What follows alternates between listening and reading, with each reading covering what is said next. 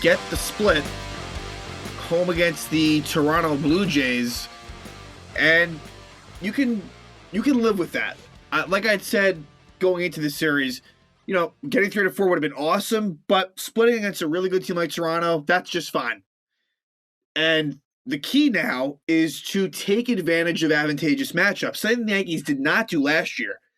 So the Yankees now will go to Baltimore, and that's a series where, at the very least, you want to take 2 out of 3. And look, if you want to get greedy, let's get that sweep. But this also feels like a bit of a continuation of last year because the theme here is the pitching was mostly great. The Yankee pitching has been fantastic, and the offense has not been. The Yankees have been playing in low-scoring games. The Yankees, both of their wins were shutouts. And what's the crazy thing at this point is, in some ways, Cole and Chapman are almost your sketchiest pitchers. It just goes to show the depth of the Yankee pitching, rotation and bullpen is up there with the best in baseball.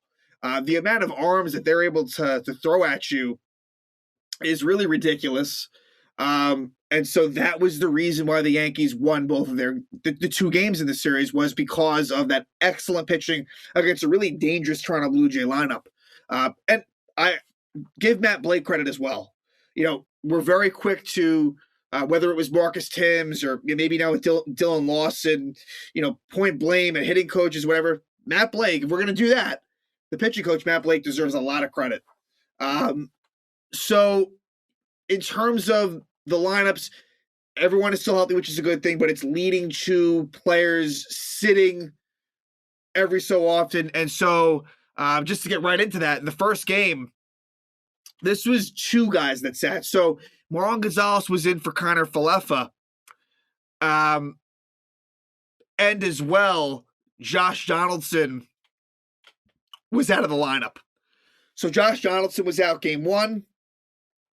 Game 2, the Yankees would sit Joey Gallo. Game 3 would be Stanton. And then game 4 would be Aaron Hicks. So that's the second game that Aaron Hicks has not started this year. So that's just what's happening. So again, game 1, it was Donaldson and Connor Falefa.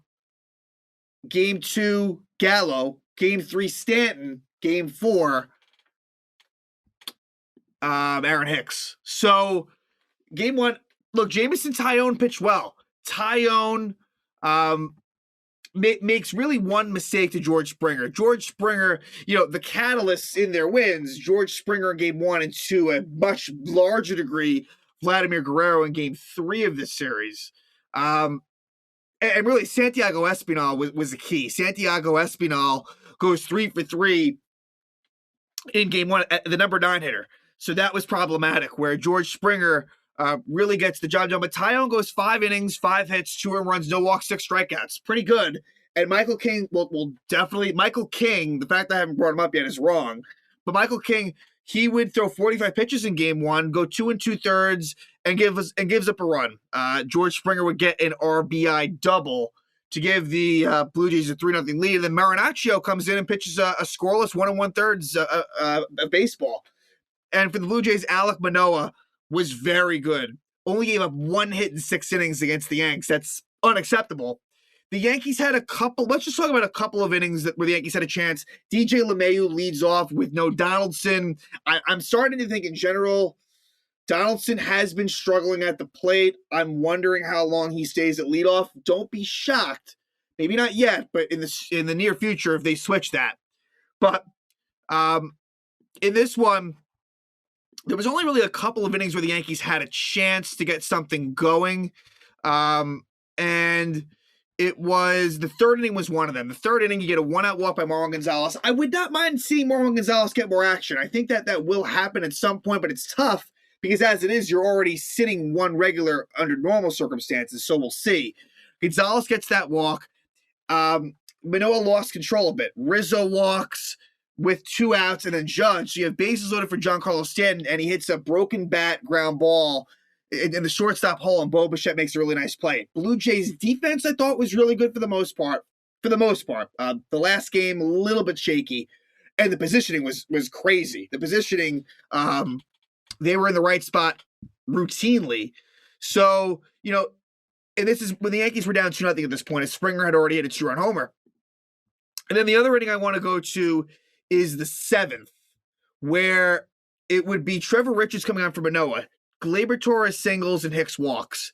And Kyle Higashioka has a 2-0 count and kind of takes a half swing at a pitch that was ball 3. I mean, it's 3-0 at this point. Higashioka, that great spring, it's as if it never happened. He has struggled. And Jose Trevino, we need to consider the fact that this maybe should be more of a 50-50 split. Just saying. Whereas it maybe looked like it was going to be 75-25, that should be a little bit tighter than that. So, but Higashioka, give him credit. He hits the ball pretty well, but Teoscar Hernandez makes a nice sort of diving catch for what could have been a bloop hit for Higashioka. Then Josh Donaldson pinch hits for Marwin Gonzalez. And we can get into maybe Donaldson should have pinch hit for Higashioka, but fine. Donaldson pinch hits for Marwin Gonzalez, and it's a really actually Adam Simber comes in, the right-hander, to face Donaldson. And Donaldson hits the ball really well, but Espinal, it was his night, him and Springer. And Espinal makes a really nice play to start a double play. And that was it. Blue Jays end up winning it easily 3-0. So you had shutouts in 3 of the 4 games of the series. The Yankees victim to it in game 1. Tyrone pitches well. Yankees don't get it done. But really, Manoah just shut them down. They didn't even really have chances. Game 2, the Yanks win 4-0. Nestor Cortez, what can you say? Cortez doesn't get the win, only goes 4 1/3 innings, 3 hits, and no runs, no walks, 5 strikeouts. But it's good to see against a heavy, good right-handed lineup that Nestor Cortez continues from last year to just fool. He doesn't throw that hard. It's deceptive delivery, but it's working. Nestor Cortez, nasty Nestor, was so in this one. And from there, Clay Holmes pitches really well. He gets the win. An inning and 2/3 for Clay Holmes with 2 strikeouts, no hits, no walks. Miguel Castro in what's looking like a really good trade with the Mets, and I thought so at the time. Miguel Castro goes 1 inning of scoreless ball. Then Jonathan Loaizaga gives up a couple hits in the 8th, but he gets it done. And then Aroldis Chapman pitches a very strong 9th in what ended up being a non-save situation.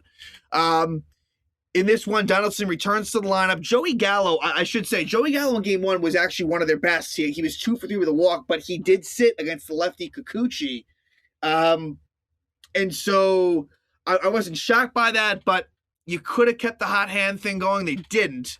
But the key in this one, Aaron Hicks in the 2nd inning, hits a 2-run homer. So DJ LeMahieu doubles to start the inning. He moves to third on a wild pitch. Gleyber Torres does strike out, doesn't get the job done. But then Hicks, as soon as he hit it, you knew at least a sac fly, and it actually goes out. Opposite field home run for Hicks as a righty. And this was big because, even though the stats haven't been bad for Hicks, I think certainly coming off that Sunday night baseball against the Red Sox, good to see Hicks contribute. And so the Yankees take that 2-0 lead. Cortez continues to do what he does. And then in the 4th, really, so I tell you about what I said.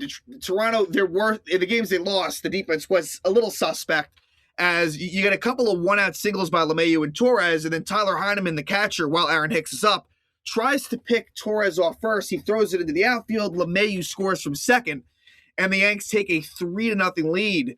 And Cortez was not able to finish the 5th, but Clay Holmes strikes out Espinal, strikes out Zach Collins. And then the 6th, at the heart of the order, gets Springer, Bichette, and Guerrero. Great job by Clay Holmes. And then in the 7th, like I said, Miguel Castro, there would be a throwing error by Donaldson, but no big deal. And in the 8th, Loaizaga, and we'll talk about Loaizaga, more so in game 3. It's been a little bit of a struggle for Loaizaga when you compare him to everyone else and as far as what he did last season. But in the bottom of the 8th, the Yankees do add a run. Donaldson walk, Judge double. Rizzo strikes out. Surprisingly, doesn't get the job done in what has been a really solid season for Anthony Rizzo at the plate. But then Giancarlo Stanton gets a sac fly, a line drive sac fly for Stanton, gives the Yankees a 4-0 lead, and then Chapman pitches a really strong 9th. Yankees get the shutout win, tie the series up at 1. We go to game 3, and what might have been the most eventful game of the series, I'd say it was the Vlad Guerrero show, plain and simple, the Vladimir Guerrero Jr. show.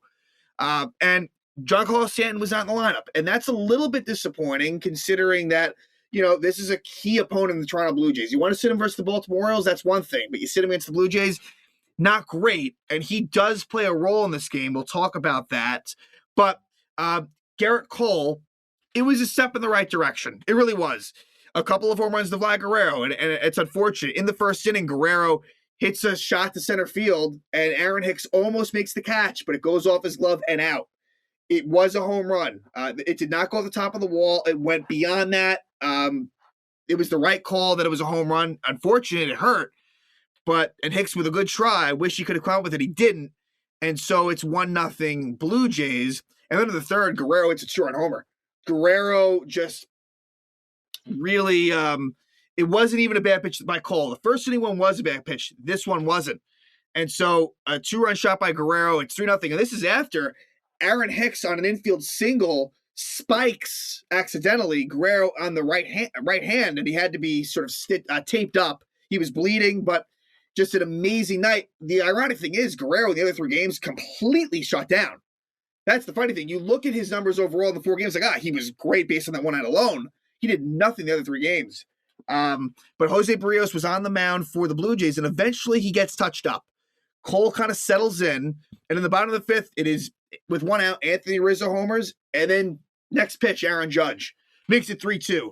Then Donaldson doubles, and then after a Gallo flyout, it's a game-tying RBI double by DJ LeMahieu, who is coming around, and I think the more he hits the ball in the right field, the better it is. That's what he does here, and it ties it up at 3. So in the 6th, it would be a combination of Cole, and then Shad Green would come on to finish up the inning, and he gets Lourdes Gurriel to ground out. So Cole goes 5 2/3, gives up those 3 runs. You want better from him, but you can't rip him in this one. A couple of home runs. Hopefully he can limit the home runs, but a step in the right direction. I'm still a bit skeptical, but we'll see. So we head to the 7th, and this was a really disheartening inning. And I would say Chad Green deserved better. Although leadoff walk to Alejandro Kirk, you don't want to do that. Leadoff walk to Kirk, then it is he gets Matt Chapman to pop out. Then Raimel Tapia reaches on a catcher's interference by Kyle Higashioka on an 0-2 count. So Higashioka, the stock is dropping for Higgy. It is. So just saying. And then here's the key play. Green induces what looked like an inning-ending double play. Espinal grounds out to LeMahieu. He throws it to second, but Gleyber Torres fucks up the exchange, and Espinal is safe at first. Inning's over at that point. Tailor-made double play. Gleyber fucks up. You just cannot do that. Sorry, you cannot do that. And to me, it's to the point where, and it's funny, Gleyber did DH in the 4th game of the series, but your better defense is with DJ at second over Gleyber Torres. It just is. And so it extends the inning. Jonathan Loaisiga comes in, and what do you know? You give Toronto an extra out, they make you pay. It's a George Springer RBI single, and it makes it 4-3. Loaisiga starts the 8th and gives up the 3rd home run of the night to Vlad Guerrero. Makes it 5-3, and Loaisiga's out at that point. So a rough outing for Jonathan Loaisiga. No other way around that, but, you still trust him. Juani Peralta comes in, and it was a bit of a struggle for him as well. With 1 out, it's a single to Lourdes Gurriel, then a bunt sacrificed by Heineman, and then Matt Chapman with a pretty clutch RBI single to make it 6-3. So Juani Peralta, this was the one night where the bullpen was shaky. We go to the bottom of the 8th. The Yankees would fight back. Trevor Richards comes in, and the Yankees clearly see Trevor Richards well. It's a 2-out home run for Gleyber Torres. So Torres kind of makes up for it. Not really, but it's a solo shot for Torres, makes it 6-4. Then you get an Aaron Hicks single, and here's the big moment of the game. Giancarlo Stanton pinch hits for Isaiah Kiner-Falefa, and on a 1-0 hits an absolute moonshot to left.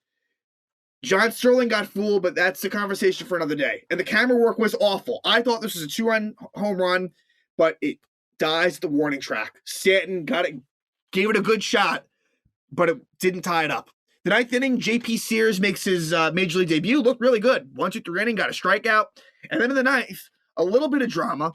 Jordan Romano comes on for the save. Anthony Rizzo with a bunt single. I like that down by 2. That's good baseball. In the 9th inning. But Judge strikes out, and then a fitting way to end it, Josh Donaldson lines one out to Vlad Guerrero at first. Yankees lose 6-4, tough loss. But the Yankees come back and they win the last game.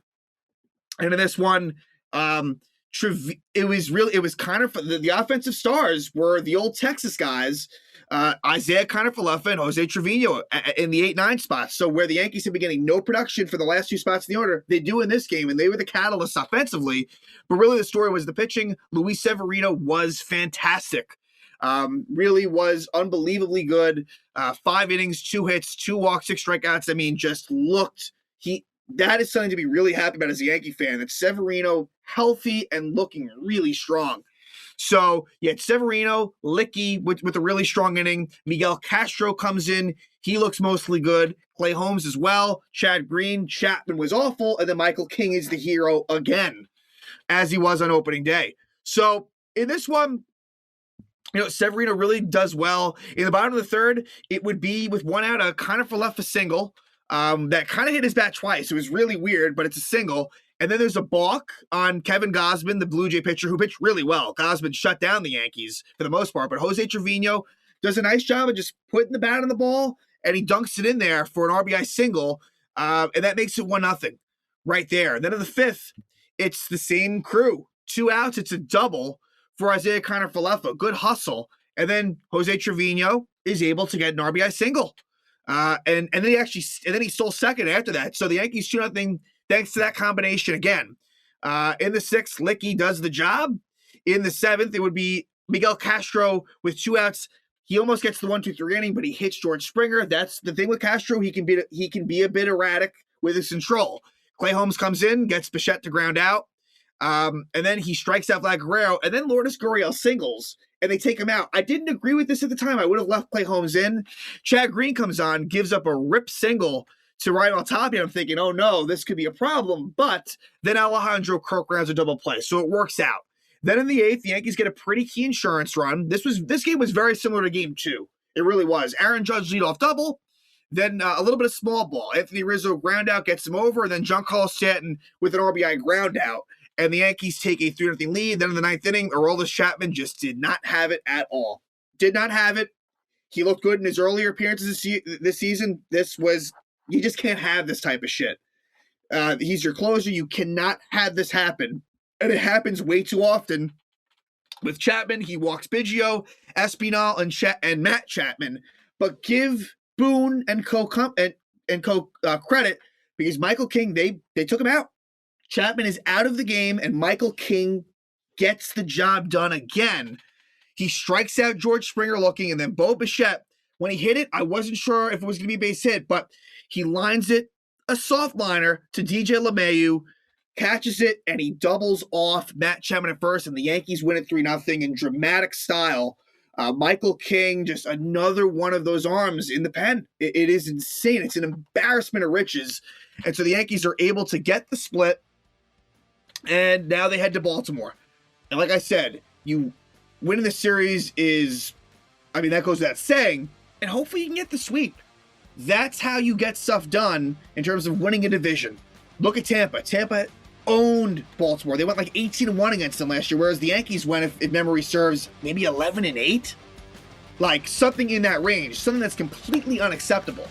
So let's see what they do. But again, Yankees get the split. Home against the Blue Jays. The pitching has been great. Now, if only the offense could match that pitching, then we're talking about something.